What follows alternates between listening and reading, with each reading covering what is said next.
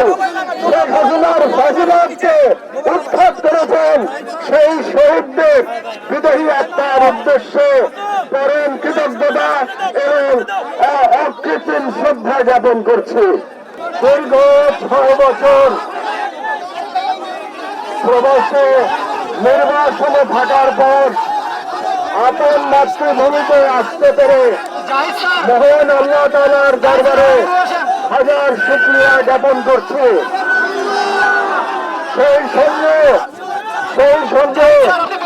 ছাত্র জনতার মহান বিপ্লবে যারা শহীদ হয়েছেন, শহীদ হয়ে যারা বাংলাদেশের ভারতের দালাল শেখ হাসিনার ফাঁসিবাদকে উৎখাত করেছেন, সেই শহীদদের বিদেহী আত্মার উদ্দেশ্যে পরম কৃতজ্ঞতা এবং অকৃত্রিম শ্রদ্ধা